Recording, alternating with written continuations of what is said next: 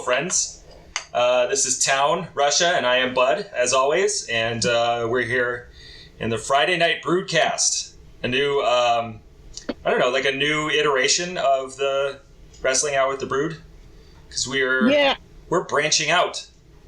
I mean, not that far, but...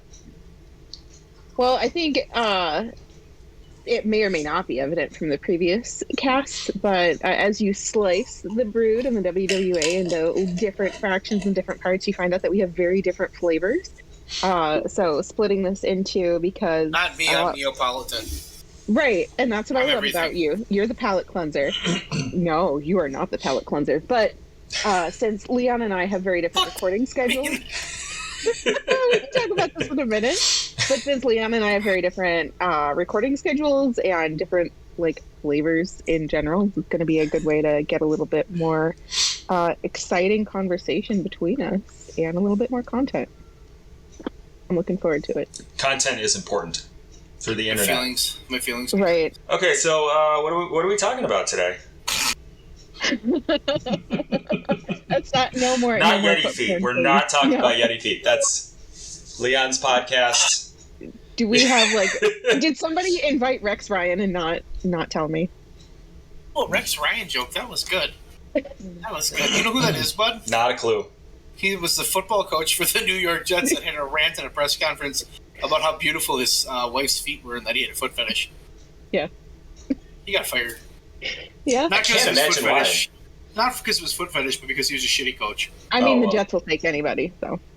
Ooh, shooting at the Jets. Wow. Sorry. It's all right. So, no, we had a couple of things to talk about, but I thought we could talk about the video games that are on our wish list and then what we're currently playing, because we've been talking about that in our previous chats. And then I thought the big theme for tonight would be our favorite tag team. Yes. And I've got a whole lot of material there, so. I don't. You don't? I have one tag team. Sorry, two tag teams, right. Shit, I was in a tag team. 47-time WWA tag team champions. Probably the RBW tag team champions. Any other shit we made up. We were international tag team champions. EWZ. United States tag team champions. Canadian, pretty sure. One time we came out with 8 belts. Yeah. We just kept taking tag belts. We had no idea what they were, but we thought it was cool. So, I don't even think we made them up. I think that they were just tag team titles we had. Yeah, they were accumulated. I mean, it's hard not to be the greatest when you're the only tag team that lasts 8 years. Hey. Shut up, bud. You also only have 4 people. How many tag teams can you have when you've got 4 people? Yeah. At one point, we had 13. No way. And how many of them would you trust to be in the ring by themselves? No, but we had a lot of people for a while. Sure. Our peak was 13. We had 13. There was a show where we had 13. I don't remember 13. Maybe I wasn't there for that. You were there. We had everybody. We had Just In Case, the guys from Jumpstart. We had our own cameraman. We had some guys refereeing. I think Damar was a part of that. There was a period of time where everything overlapped, and we had everybody all at once. Oh. So. Interesting. I think K-Dog was there. Oh, God. I see him all the time. God damn. So somebody's got to get this fucking rolling. We can't stop. I know I'm mutable, but stop staring at me. Give me a second. I was just about to start talking. So when I was thinking about this, all I could think about is we keep talking about the Dudley Boys, right? Mm-hmm. And sometimes we talk about the Montreal Screwjob. And I was thinking, I love tag teams, and I love the Dudley Boys, and I loved a lot more than just the Dudley Boys. And there have been a lot of random one-offs throughout the WWE. And so I went and I Googled top tag teams. And some of these, I wasn't entirely surprised to find. I was really glad to see. The Wild Samoans came up, and I was reading about them, and that was fun. And I noticed the Von Erichs and Edge and Christian, of course. Okay, answer this for me. Hardy Boys or Edge and Christian? Edge and Christian. Edge and Christian, yeah. Thank God. Better. Okay. Way more entertaining. Okay, because if either of you had picked the Hardy Boys, we couldn't be friends anymore. The Hardys are fun to watch in the ring, but on the mic, They have no depth. Edge and Christian at the height of their stupidity, like right after they won that ladder match at WrestleMania, when they really turned into idiots. Mm-hmm. Though they were the greatest thing on TV week after week. They were. Their 5-second pose, the way they acted, the way they talked, they were my favorite tag team. They were ridiculous, yeah. But if you ask me the question of Hardy Boys or Dudley Boys, I'm pretty sure I would take the Hardy Boys. What's that? I get the Dudley Boys, but I never, ever watched the Dudley Boys and thought they were the best tag team. I thought they were a tag team, and I thought they had a gimmick that was pretty solid. But they had no growth, and they just stayed the same.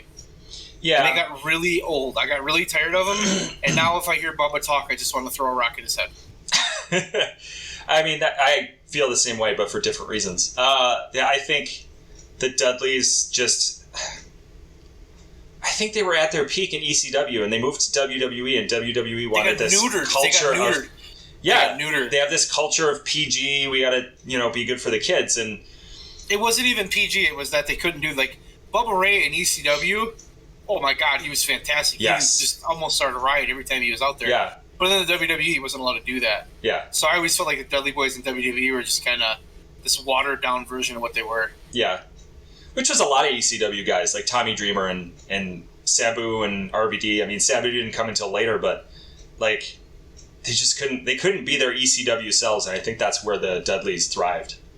I think if you really think about it, though, the problem was those were guys that had to be in ECW. Yeah. Because they could not be in ECW because their style and the way they were and their skill sets didn't work outside of that, except for Rob Van Dam. I don't know what they did with Rob Van Dam. That was stupid.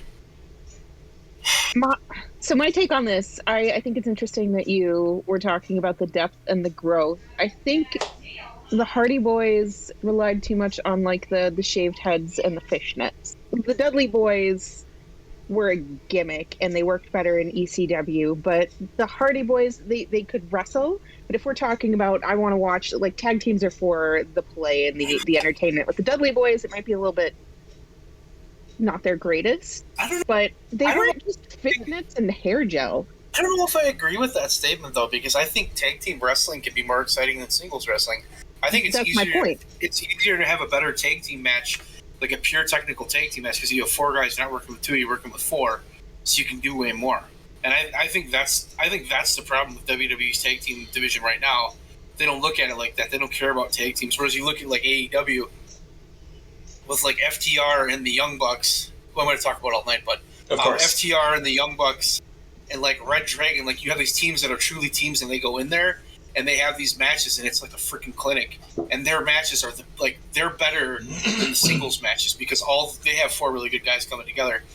So I think looking at it as, I would rather have a Hardy Boys than a Dudley Boys because I know the Hardy Boys are going to work better. The Dudley Boys are a gimmick, and the Dudley Boys have a place, and I think a team like the Dudley Boys in AEW would be really hard to pull off because they're so focused on the character and the gimmick as opposed to the actual in-ring work. So I think they fit better in WWE, but the Hardy Boys also had that, and I think if you look back at the time era we're talking about, they were the teen heartthrobs. They were the pretty guys that everybody was like, ooh, look at them. And they're insane because Jeff Hardy likes fishnet, whatever. But I think, I always thought they were a better tag team than the Dudley Boys because the Dudley Boys they brawled a little bit. They weren't the best workers. They weren't bad, don't get me wrong. They could work. But they weren't as good as the Hardy Boys. And their matches never were as good as a Hardy Boys match. And the Hardy Boys were put together very well and well thought out. And it just, to me, the Hardy Boys are a better team. Yeah, I can see that. To me, they got stale in their own ways, and the beauty of a tag team match is you do have that interplay, and I think it might depend on who they were wrestling because, they're 2 completely different styles of teams, of entertainment, of sport, of wrestling. The thing with the Dudley Boys, though, is they just stayed the Dudley Boys while the Hardy Boys split up and kind of did their own thing. What you're sick of is probably Jeff Hardy, who broke up with Matt Hardy, and then Matt Hardy went into version 1 and did some really cool stuff. And Jeff Hardy was just, I'm still Jeff Hardy. I'm still going to wear a fishnet. I'm still going to. He never changed. Yeah. His gimmick is the same now as it was in 1998. But that's part of why he's fire now. Like if we watch the Hardys now, they're not like Matt Hardy now in the Hardy Boys or the Hardy Brothers, whatever they're called in AEW, is the Hardy Boys in 1998. Like they even have the same theme song. Like it's the same tag team. Matt Hardy has sort of evolved and gotten bigger. And to your point, like Jeff Hardy is Jeff Hardy, and he's still crazy. But he had such a unique charisma and his willingness to take these wild bumps. He's a hard guy not to like, and that's why he was able. That's why he was able to get way higher than he probably ever should have in terms of his ability to cut a promo. In terms of his ability, like to me, Jeff Hardy struggles to put together matches. His matches don't always have the best psychology because a lot of times Jeff Hardy's. I'm going from spot to spot to spot. Did you see this week's Dynamite yet, bud? No, not yet. He fought Darby Allin. Oh yeah, that's right. And I'm just like, here we go, spot fest. But they managed. There was a spot fest, but they managed to kind of pull it all together. Mm-hmm. And I think that was a problem with Jeff he wasn't the best at laying out his matches in singles works. I think tag team he was fine because he had other guys to rely on. Mm-hmm. And I think for me, you've got, like, these are all excellent points. I think this comes to where we differ as you're talking about purely, like, in the sport. And I'm thinking about the real life ramifications because my cousins were the cool kids and they were all into the Hardy Boys. And I was the nerd for watching wrestling, like my Jericho-holic days. Everybody laughed at me because I got a Rock t-shirt for Christmas, but my cousins were all about the Hardy Boys. And they got to be cool because of the fishnets and the rest of this stuff. And it's not that they were bad wrestlers. It was just a different representation of the sport, and it made it easily accessible because it was the same thing all the time, and it got to date on this veneer of cool instead of, what wrestling is. It wasn't. I guess I'm just bitter about being a teenager. That's probably all of it. But it's still, more social commentary. I enjoy how wrestling lives in the world. Who isn't? I get you. Like, the Hardy Boys sort of have, like, their own cultural cachet, right? Like, where the Dudleys do not. The Dudleys are a wrestling thing. Like, if you know wrestling, you know the Dudleys. If you don't know wrestling, you don't know the Dudleys. Yeah. Right. Yeah, exactly. But, like, Hardys are outside of that. They've grown in much the same way that, the NWO has, or Hulk Hogan, or DX. Like, they're outside of their own sort of, like, sport. And yeah, no, I get you. Yeah, that's all I had to say, I guess. Yeah. What's up, Town? Nothing. I just have a fun pen. Okay, yeah, that's cool. Got a green pen. I love it. Could we talk about other tag teams or? Yes, please. The first tag team. So I said in our chat that DIY was the first one I connected with, and that's not true, because Triple H and HBK were really the first tag team as we've talked about before, like DX was the team that we would play in your house or whatever it was, the side-scrolling like fighter game for WWE, and I would always pick Triple H, and my friend would always pick Shawn Michaels, and it would be DX, and they weren't even DX in that game, and we just thought it was so cool because both of them. Go ahead. Well, I was surprised. I was going to ask you guys about this, but I think we're already getting to it. Like, I was looking like top 10, top 15 list of tag teams. They didn't show up on here. So, I was kind of hoping you would bring it up. I'm not surprised. No, they're not. They're more of a stable, I think, than a tag team. Like, yeah. They had some tag team matches. I like them as more of a stable. Well, surprised that Kane and Undertaker were on, like, this top 10 list, but we're missing any kind of DX pairing on... I think it was like... Who made it? It might have been like Bleacher Report or somebody else. It wasn't necessarily something I would... I Googled and all of these different lists came up, and most of them had pretty similar results, but I was really surprised to see a couple of them come up with Kane and Undertaker. But I think Hulk Hogan might have been only mentioned in one. I didn't see any kind of DX mentions in there. I saw Los Guerreros before I saw any kind of... Oh, the Guerreros. Yeah. Yeah. I loved that. Hulk Hogan's tag teams that I can remember would be the Mega Powers. Mega Powers. They weren't a real tag team. No. The Mega Maniacs. There was. They weren't a real tag team. I don't know if he had any other tag teams that I can remember, but he was not. Was it the No, it wasn't the Nasty Boys. They were fun, and they were like early '90s tag teams were pretty solid, and like late '80s, like they were solid, but none of them were that good. Yeah. No. The Bushwhackers were fun, but at the end of the day, the Bushwhackers suck. Okay, if you go to like '88, '89, when you have the Hart Foundation, the Bulldogs, the Young Rockers when the Rockers were young, the Brainbusters, who might be one of the greatest tag teams of all time, and then Demolition and Strike Force. Like, you have all these really good teams in this period of time. Demolition was pretty legit. I remember them being a kid, watching them thinking they were cool. And I remember the Brainbusters. I remember not quite understanding wrestling and watching them and being like, watching their match and being like, I like this match, but I don't know why. Because I was like 4. But it was because it was a really good match. Like, those guys knew how to work. I used to watch wrestling while I played with my Barbies, and the Bushwhackers got me to like make my Barbies wrestle because I had so much fun watching them. I wanted to figure out how to do that. The Bushwhackers were fun, but they were terrible.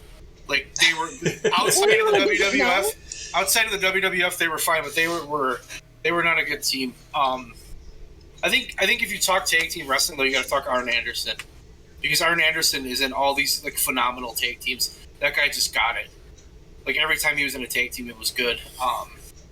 Because he was with Tully, and then I remember in WCW he was with Larry Zbyszko as the Enforcers, and then he was with Bobby Eaton, and him and Bobby Eaton were just a phenomenal tag team too. I mean, Arn Anderson was just like the god of tag team wrestling. Ricky Steamboat was pretty good in tag teams too. But that's kind of what I remember. The Twin Towers were fun. I remember them when I was a kid. Boss Man and Akeem. Though Akeem is just the weirdest gimmick I've ever seen. There was a lot of tag teams back then. Not a lot of them were like, but like the Rockers. Like, you're talking like 22-year-old Shawn Michaels as a rocker. Watching him, and you're just like, well, this kid's crazy. He can jump around. And then what he turned into, and then Marty Jannetty did. So, I guess to me, tag team wrestling kind of disappeared like in 2002, 2003. It just kind of didn't matter anymore until recently, I think, with AEW on the mainstream. Because, you know, there was no exceptionally good tag teams in the WWE in quite a while that were actually given the platform to do anything. Maybe the Usos. The Usos aren't bad in the New Day, but they're so shoved down your throat because it's all they have. They don't have anybody else. So if I had $1... Go ahead. Crime Time? Crime Time was good. They were. I just remember what Vince McMahon did with that one. Yeah. That's such a good look. Guys, like, I think you're right. I think WWE doesn't get tag teams, and I think I can count like so many times when they just like jam 2 people together and they're like, this is a tag team now, and it just doesn't work. Like, you can't do that. They had FTR under contract. They did. And they did. And they made them put ass cream on each other and shave each other's asses. Did they really? Yeah. Jesus Christ. You know, and it's just like, why are we doing this? So I just, like, there's a lot of really good tag teams, but like the tag teams to me that are like getting the thing right now, like, you look at FTR and there's nobody on that level right now. Yeah. They're the best tag team in the world. You look at the Young Bucks. The Young Bucks are really good. They have tag team matches. Even like Jungle Boy and Luchasaurus, they're a really good tag team too. They have tag team matches. Like, they're a legit tag team. Yeah. Then I look at WWE and it's like Orton and Riddle, but they're both kind of single stars. And the Usos. Yeah. Who are going to be, you know, they're going to end up being like 28-time tag team champions. Because you can't really split them apart, because you can't really push them, because they're the same person. I mean, they're not, but you know what I mean? They look the same. To Vince, they are. Well, yeah. Because he doesn't see them as unique individuals necessarily. They're a tag team now. So that becomes hard. So it's amazing to look at one company and see the tag teams and look at the other. And that's one company's so far ahead of the other in tag team wrestling. It's not even funny. And, you know, early 90s was different, and that's kind of, I think, when we were all little kids, and that's like when you remember the Bushwhackers. Like, the Bushwhackers were fun. And tag teams back then were fun. I remember when the Bushwhackers wrestled Honky Tonk Man and Greg the Hammer Valentine, who was Rhythm and Blues. When Greg Valentine was supposed to be like the Honky Tonk Man, he was an Elvis impersonator. Oh my God. That's totally going to work. And they had a feud. And they had a match, and it was like, oh my God, it was the most dreadful thing ever. So, like, the Bushwhackers were fun. The Hart Foundation was really good. I'm trying to remember. The Powers of Pain, the Warlord and Barbarian, they were cool. Oh. They were cool. That's late 80s, early 90s. Yeah. They were good. I'm trying to just remember. Demolition is the one to me that really sticks out because they had the look, and then those guys actually really could work. So I have a question for you all. Please answer. Maybe. Because that's how questions go. No. Fuck, never mind. What do you think WWE's focus is? Like, when they put together a tag team match, they have a very clear... The company as a whole has a very clear focus on singles competitors. But when they want to put together a tag team match, why are they doing it? What is their focus when they want to do that? Even like in the 90s, really. I don't know that their philosophy has changed that much. So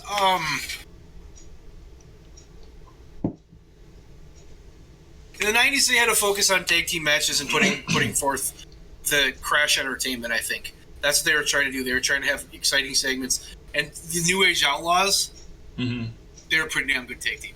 Yes, absolutely. They were pretty good. Yeah. And they had a couple other teams back then that were okay. I think right now, everything they do is so driven by star power that they look at the tag team division and they see those belts as, well, this guy's not doing anything and this guy's not doing anything. Let's put them in a tag team. Let's make them an odd pairing. We'll put them together. We'll give them the belts. And then we'll have them get mad at each other and break up and lose the belts. Right. I really think that's what it is. It's just You're a lot closer to it than, like, currently than I am, of course. But back in the 90s, now relatively, because we know that this is sports entertainment and this is not actually a company that cares about the drama and the intelligence of its fans necessarily, but it was more about driving the story, and it was about the entertainment of the fans. It was about, like, an actual show. It was about the storylines. It was about us having fun. And there hasn't been anything that's really made me even want to watch and check in. Like, I travel a lot and need to find something to do, and I've never decided to keep the channel on wrestling ever, or I'm at friends' houses and that's what they're watching. And I have not been interested to watch because it is about star power. It's not about the engagement of the story and the storytelling, or even just about, like, we found some great wrestlers who have this great chemistry together. That probably does exist because I haven't been, like, dedicated to watching wrestling in the last 10, 15 years. But they're also not marketing that, so they can't care about it as much as they did back in the 90s. I think that's true. Yeah, like, I think 90% of it, I think you're right. I think 90% of it is star power. And, like, getting two guys who are big in front of the fans. And it's easier to sell that merch. I think the end game for every tag team they put together is for them to break up. There's never a plan. There's never a plan beyond that. All we're doing is setting up a match. Yeah. That's all we're doing between these two guys. That's all it ever is, because every tag team breaks up and that's what happens. And you never have a team that sticks together. You know, it just doesn't happen. Like, if they got the Young Bucks, they would try to split them up. Yeah. I think you're right. Like, I look at the tag teams at AEW and how many times I've watched a tag team match, and I'm like, when are they going to break these two up? And I'm like, wait a second, they don't do that. This isn't Vince running the company. You've been conditioned to think that. Yeah. Yeah. That's I think one of the biggest. That's one of the hardest things I think.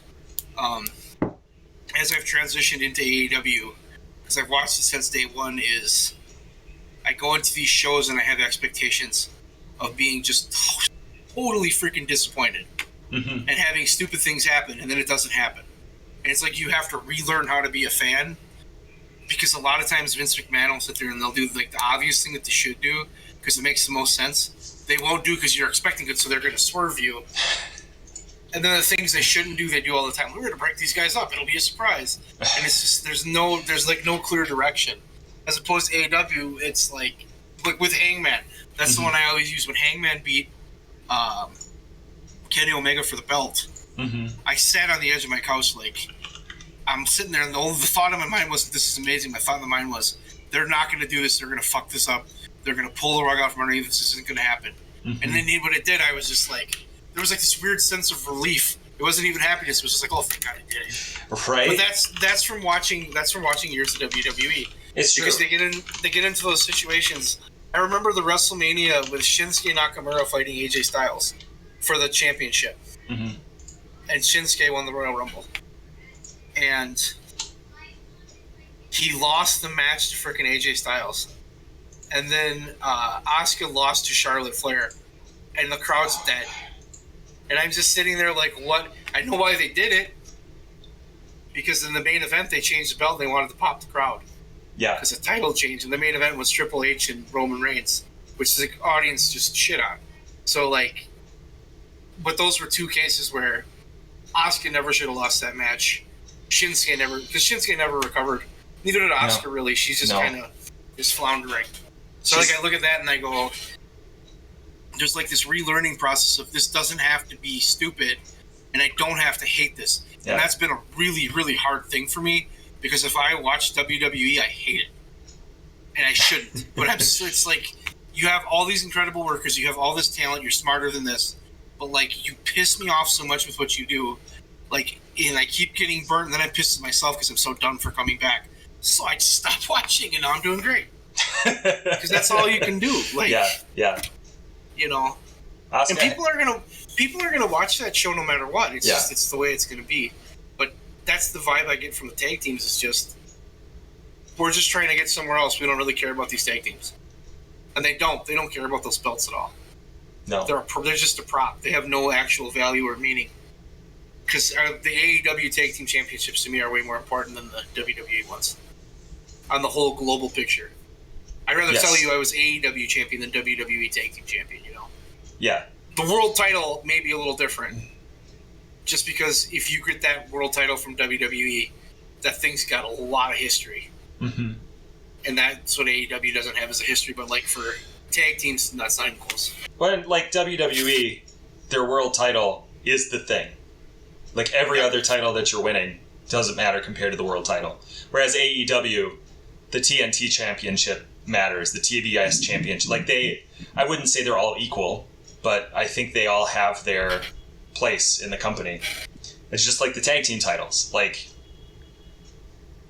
they've been talking, I've been reading on the internet, they're talking about doing a trios title in AEW, and I'm like, why? Why would you do that? But then they start building up these trios, like the House of Black and like the best friends. Have they wrestled trios matches? They're a trio, yeah. But like they care about the teams. They care about the teams. It's not just like a thing to put out there so that the Undisputed Elite, the actual Elite, that's the one I want to see. Yeah. A Red Dragon and Adam Cole against Omega and the Young Bucks. That's the match. Yes, that's absolutely the match. 'Cause that would just be off the charts. Yeah. There was a question there. I have no idea if we answered it. I don't know who asked it anymore. We just went on a rant. We again went on a rant. Bud. I think we about got how bad WWE was. Yeah. Yeah, you did ask because you were asking. You know, what's the difference? We answered it. I just, and I mentioned this before. Like I have no interest in tag teams up until NXT, and DX comes to mind. But as you pointed out, they weren't really a tag team. They didn't have many tag team matches. Like DIY was the first tag team I really cared about. When I was a little kid, and I dreamed of being a wrestler, I wanted to start off in a tag team, and I wanted to win the tag belt like 4 times. And I wanted to be in a tag team, and then I wanted to win the Intercontinental and the World. That was my goal. Because that was what happened. That's what happened to Bret Hart, Shawn Michaels, Diesel. That's how they built people up back then. And it mattered, you know. Like if you got the Intercontinental belt or the tag team belts, that's a stepping stone. Yeah, you're a player. Yeah. And now it's just, you have a tag team belt? Cool. No one cares. Right. You're gonna lose it tomorrow. To Braun Strowman and a 10-year-old child. Right. Oh my God, that happened. Yes, that happened. I read about that. Oh God. At WrestleMania, Sheamus and Cesaro lost to Braun Strowman and a 10-year-old child in a squash match, as I recall. I can't imagine why Cesaro left. I don't understand it. He was treated so well there. Really, I can't understand why he stuck around for so long. While we're on tag teams. Yeah. Favorite tag team of all time?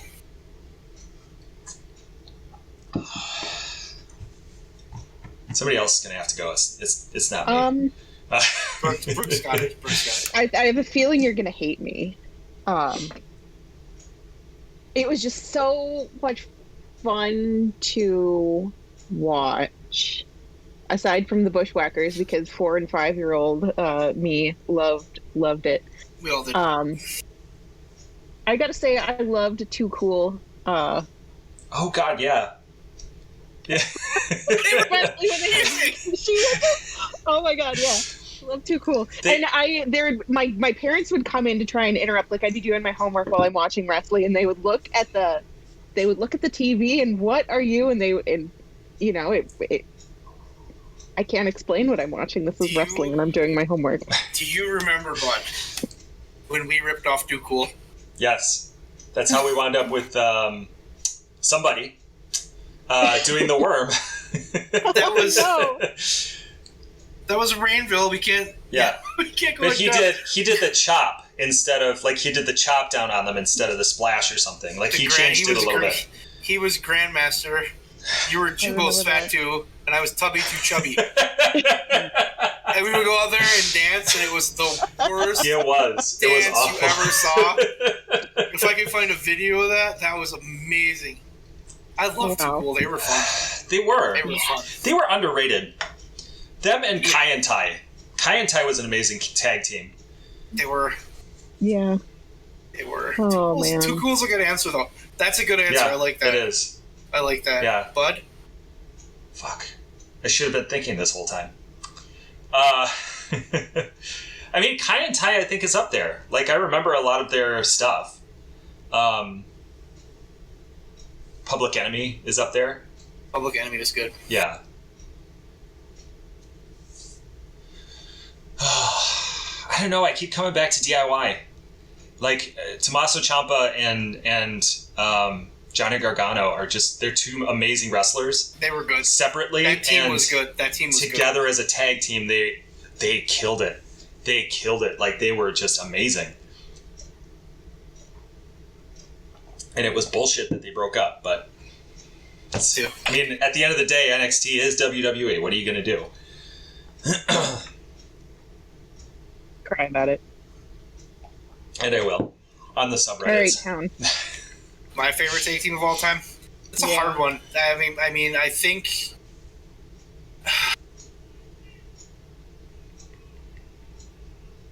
I honestly... And I'm glad Leon's not here. Okay. Because I honestly think that my favorite tag team of all time, and this can be whatever, but it's got to be the Young Bucks. It has to be the Young Bucks because they understand the business. They understand how to work everybody. They literally can work anybody. They can work the marks. They can work the smarks. They can work people that do know, don't know. Then they go in the ring and you hate them and you think they're dicks and they're this and that. Oh my God, I can't stand the Young Bucks. And then you watch their match and you go, wow, that was really good. I don't ever recall them having a bad tag team match. Their shit is so tight. It's so good. It's so just on point.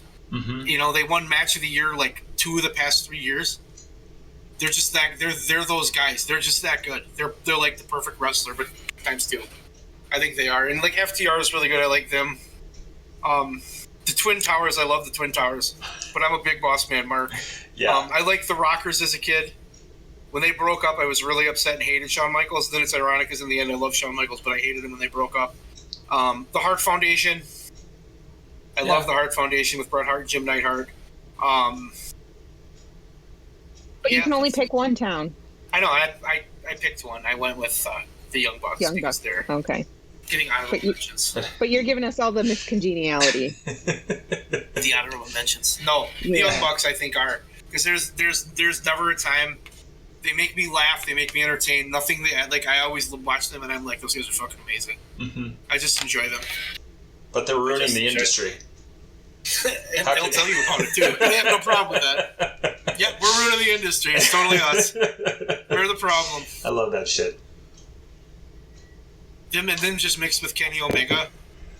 Oh my god, they're perfect. It's like the perfect trio. Yeah, it's the perfect trio. Kenny Omega, man. Yeah.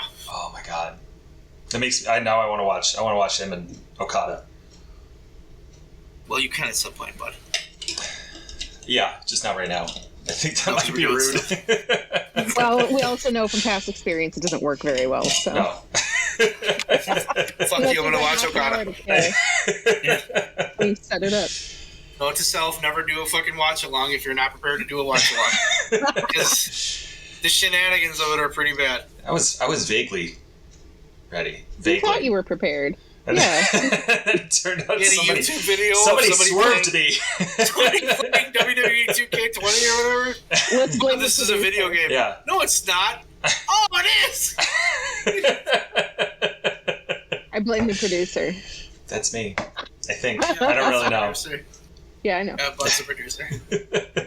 Well, speaking of video games, that was the other thing I wanted to talk about this week. Oh, yeah. Hopefully be a recurring topic. What is on your wish list, and what's a mobile game you're playing lately? Oh, mobile. Well, I mean, or I guess anything not PC. What's a not PC game that you're playing right now? Town and I might have to okay, invest on this. Okay, fine. What's on your wish list? Tell me what's on your wish list. To be honest with you, I don't have a wish list right now. Because there's nothing really that's coming out that's like, oh my god, I gotta play that. I just kind of go with the flow. The big thing, the game that I've been playing a lot has been 7 Days to Die with Bud. Yeah. Like everybody else, yes. I don't think it's as popular as it once was. Yeah. But that game's a blast. When I play it with Bud, it's a lot of, is Bud okay? Is Bud okay, Bud? Where are you, Bud? Do you need help? He's getting better, though. He's getting better every time. What else am I playing right now? City Skylines. I love City Skylines. God. Yes. That's a fun game. I've been playing a little bit of that.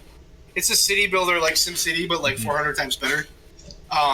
It's essentially, if I remember correctly, the story is the guys who produced that, the company who produced that, really liked SimCity, but SimCity, like that company is becoming more like about monetization and games as services.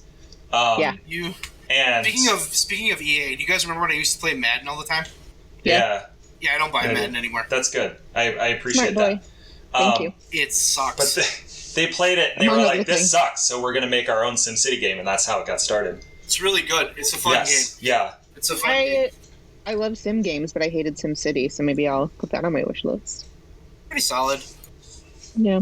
I'm looking at my library so I can talk about this more because I don't remember what I'm playing. Well, so there is a game I just downloaded from my wish list because I had enough Switch coins, and it was on sale, so it was like $2, $4. But it's a game called Death and Taxes. It was something because I've been playing way too much Animal Crossing and Darkest Dungeon. Yeah, I have that game. You do? Okay. I played that game. That game's hilarious. And you're basically you're the Grim Reaper and you decide who to kill. Yeah, and you can mess it up. You can mess it up. Oh God. I love having the snow globe on my desk. It's really cool, and all the different outcomes and all the different outfits. I love a good outfit. It's a fun game. This looks cool. cool. I played that. Yeah. I have a steering wheel I bought in November during Black Friday. I bought like a $300 steering wheel. Okay. It's just legit. And there's some games I have. I have like American Truck Simulator. Oh, it sounds like this. It sounds like the stupidest game. And I bought it because it was like $7 once. And I'm playing it with a controller, and I'm like, this sucks. I hate this game. I'm never gonna play it. Then I bought my steering wheel and I played it, and I was like, what the fuck? This game's amazing. That game's the shit. Yes. It's so responsive. I have a, I don't know what kind it is, but it's like it's like a top level wheel. But it's like really you drive a car, and it's got the vibrations and stuff, and it's like I'm driving this truck on a freeway, which is stupid, but it's not stupid because like I'm entertained and I don't know how this is happening. Then I also BeamNG, which is like a car physics game. Oh yeah. Sure. That game is fun with a controller, but with a steering wheel, it's, oh my god, I drove off a cliff. That was hilarious. I used to watch, Polygon had a series on BeamNG, and it was fun. like, they would just come up with the most random shit to do with cars and whatever. I've never played it, but it was a lot of fun to watch. See, I think if we ever do get our Twitch going, that would be a fun one for us to play multiplayer. Because that's just like a fun... Absolutely. It's not ridiculous because it's realistic. Like, the damage is realistic. Mm-hmm. Like, if you scrape a telephone pole, it's not going to be like Grand Theft Auto. It's like your car is going to be fucked up. Yeah. Nice. So, or if you hit something as you're driving really fast, there's a really good chance you're going to flip over. Like, it's... yeah, those are kind of mine. Those are my big ones right now. That's what I'm playing. That's awesome. Bud's playing 7 days. I'm playing 7 days a lot. Actually, on mobile, I'm playing... I gotta remember what the name is. Okay. I play Sudoku. Baiko Words. It's like a word game. It's sort of like Tetris. Like it drops a bunch of letters, and you have to come up with words to get rid of the letters. But like there are a bunch of like Scrabble. Sort of, yeah, but there's like a bunch of traps that they have. There's like bombs, and like, so you gotta get rid of the bombs, you gotta get rid of these things, and it's super like, the higher up you get, the harder it gets. Like, they start dropping faster, and that's a lot of fun. I enjoy that, and it makes me feel really smart when I come up with like a super long word, which is like once every game, maybe. Games like Scrabble give me really bad anxiety and panic attacks, so I'm glad you enjoy it. Don't play this one then. Do not. No. This is double anxiety. No. That's fun. What system do you have? Do you just have a... well, so I sold my Xbox, and I'm thinking about getting one again, but we all play Switch, and I've got my PC, and then, I've got my iPad that I play games on. That's about it right now. I know that's about it, but like, mostly Switch. What are you, just PC? No, I play right now mostly PC, but I kind of bounce between. I have a Switch, I have a PS4, and I have my PC that I sort of bounce between those three. I have a PC, like a hardcore gaming PC, and then I have my PS5. PS5, which is great. I don't play it at all hardly. I have a PS4 and a PS3 sitting around, and a PS2. Every once in a while, I'm like, I should get a PS5, and I just like none of the games on there excite me. They just don't interest me. And there's just not a lot of like the problem I think with gaming is that a lot of the the PS2 and the PS3 was so driven by these like big blockbuster games, and there's just not a lot of big blockbuster games anymore. No, it's just all the smaller companies are making the games because it costs so much to make a game. Mm-hmm. Like Red Dead Redemption 2, which I will die on a hill. That's the best game I've ever played. That game took so long to make so much money, and it took them like 8 years to make that game. Yeah. Mm-hmm. And now they're making Grand Theft Auto 6, which is going to be like another really long thing. So like they can't release a game every year. Where back in the day it was, here's a Grand Theft Auto, here's another Grand Theft Auto, here's another Grand Theft Auto, here's Manhunt, right. Here's this. They release 3-4 games a year. Yeah. Well, now it's a game every 4, 5, 8 years. Well, like Diablo 3 took 10 years to release. Now Diablo 4, they've had to scrap it, twice now? So they just they resurrected Diablo 2, and of course I'm a sucker who spent money on it and will still play that obsessively. But I bought the remastered Grand Theft Autos from when we were like 18. Yeah. Like 3 and Vice City and San Andreas. Yeah. And those are actually, they're nostalgic. With updated controls and everything, they're kind of fun. I love San Andreas. I do too. Vice City is my favorite, though, of that one. I just love the way that game was put together, and the aura of it, and the time of the radio and everything was just amazing. But, those are fun. Those aren't, like, go out of my way, but they're fun. I like them. I don't regret buying them. I mean, because I bought, like, speaking about Grand Theft Auto, I bought Grand Theft Auto 5 on the PS3 and the PS4. Mm-hmm. And then I have it on my PC too, and I do a lot of RP servers, which is just fun. We got to do it. I'm telling you, we got to get you Grand Theft Auto 5. We got to go because it'll be, we'll drive somebody insane. It'll be hilarious. I'm down. Like for the PS5, the big game they're pushing right now is Grand Theft Auto 5, and I'm like, yeah, no, I bought that a few times already. I'm good. Yeah. Yeah, I think I was watching my boyfriend play that for a couple of hours last week, and it's fun. I mean, it doesn't match up to all of the hours we spent in the basement with Vice City, but it's still fun to watch. GTA 5 is a good game. Yeah. The problem with it is that it's now like 9 years old. Uh-huh. And it's like, yeah, okay, we've kind of seen it. Like, there's nothing new. You can remaster it, but you've already remastered it twice. Mm-hmm. It's like, what's the point? That's kind of where I'm at, because I'm like, I could get it on my PS5 and beat it again, but it's like, why? Yeah, I've already done it 3 times. I've beat it so many times I don't care. I love that game. I played it for quite a while, and then I had kids, and so like I haven't re-downloaded it probably in 4 years. And I have it on my PC. I just haven't played it because like my kids are always around, so I'm like, they can't watch any of this. I mean, they can. They can, but you don't want them to. At this point, it might be just fine. Yeah, I don't know. Very nice.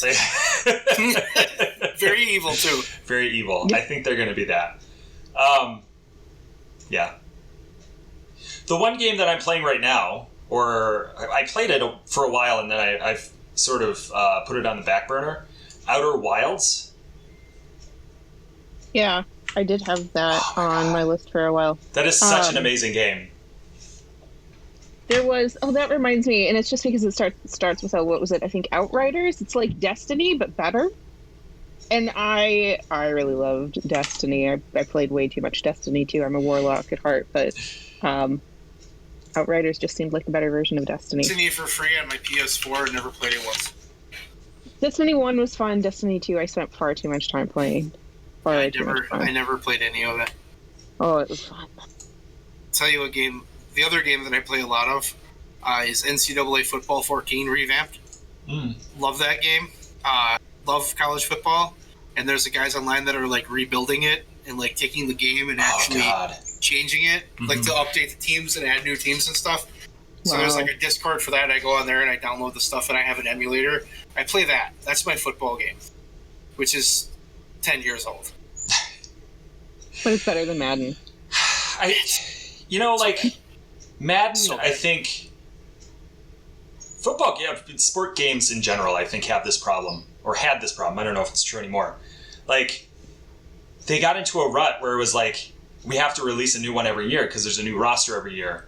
And so they would make minor tweaks to the game, and there would be one like big new feature, and it wouldn't really make that much of a difference at all. And so you're just basically buying the same game every year. So in the sports gaming world that I'm a part of, clearly if I'm playing revamped, the Madden game that everybody wants is a Madden 05.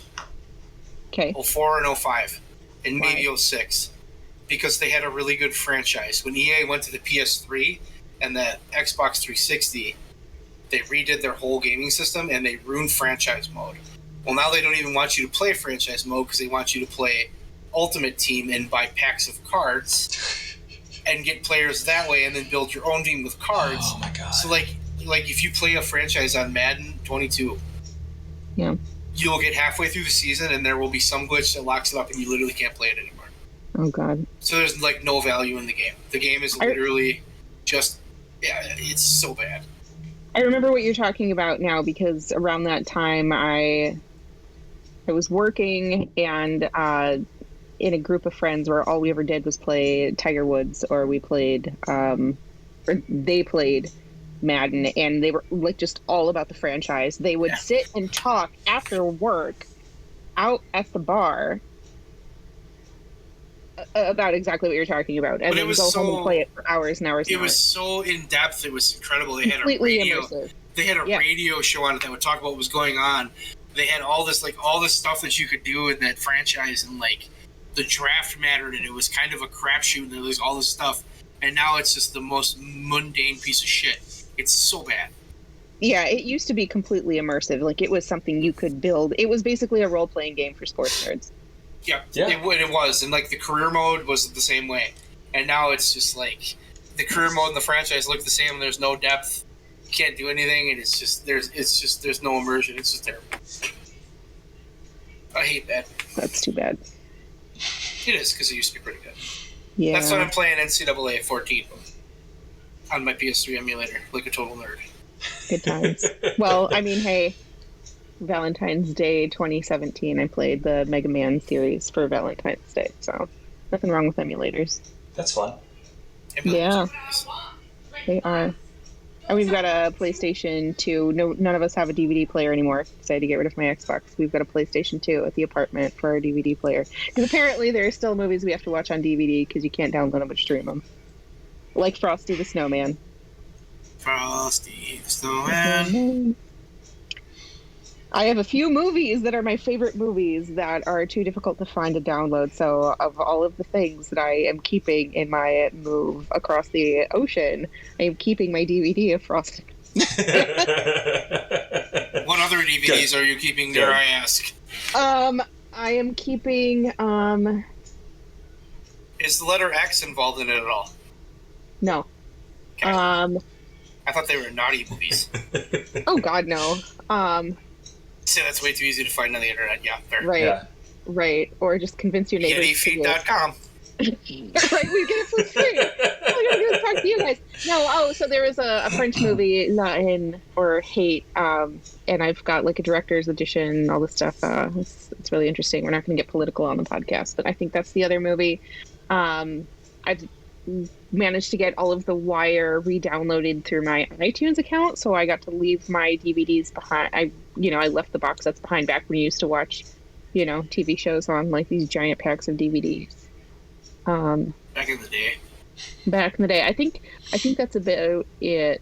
Oh, and apparently in Sweden they didn't remember the movie that was Magic Mike, or didn't believe it was a thing, so I found my I think it was my pirated copy. I think somebody had actually given me this for Christmas. I mailed over my copy of Magic Mike to prove that it was an actual thing. All right. Cool. But if you've got I need to buy a new TV again. Like, I had a really nice, beautiful 4K TV, and I'm going to replace the sucker when I get there. And what better to watch on that thing than like Channing Tatum? So. Dancing around. Sure, right? Never seen that. Writing about. Yeah. Oh my God! Although the sequel, though, I think I've got the sequel too, because Joe Manganiello. So I love whenever the Backstreet Boys come on. So my dog loves the Backstreet Boys. He will come running. He used to come running from outside if I had the Backstreet Boys like just randomly come on Pandora or something. He would come in and he would be so happy and he would dance along. And so it got to be like whenever the Backstreet Boys would come on, I would sing along. My dog and I would play, and so then I Want It That Way just became the thing. We would karaoke to it spontaneously. So then when it was in the movie and you've got Joe Manganiello in the like in the gas station with the girl, like water all over himself to get her to smile, it's like that is emblematic. Like, sometimes that is when I need to be able to get through the day. I just remember that scene and how wonderful it was just to like be able to put yourself out there like that. So I am keeping my copy of Magic Mike the sequel too. So Magic Mike the Gathering. Magic Mike 2, even Mikier. Even Mikier. Oh God. That's good. We're not getting now that everybody's uncomfortable. I'm a little sad that I can't contribute. I've never seen those movies. Why? You're missing out. I can just You're talk missing smack out. about them. That's what I do if I don't know what it is. I just talk smack. Yeah. Okay. Just be like, yeah. That's why we're right. friends. That's why we're friends. That's what we do. Okay. And with Yeah. that, Bud's got that. uh, Or What are you gonna do? dump a bottle of vodka. I didn't have an intro. Do you think I have an outro? My name's Bill Robinson. always. This is the outro. Bye.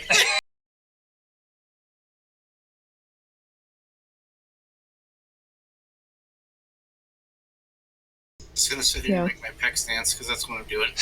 Good for you. I I'm very happy remember. for you. I remember at one point we were in your kitchen and your dad was like, it's not that impressive that Lex Luger can do that with his pecs. I can do that with my pecs. And he was sitting there making his pec stance. The old man right there. Oh, God. He'd still do that today. He'd have no problem with that. I don't doubt it at all.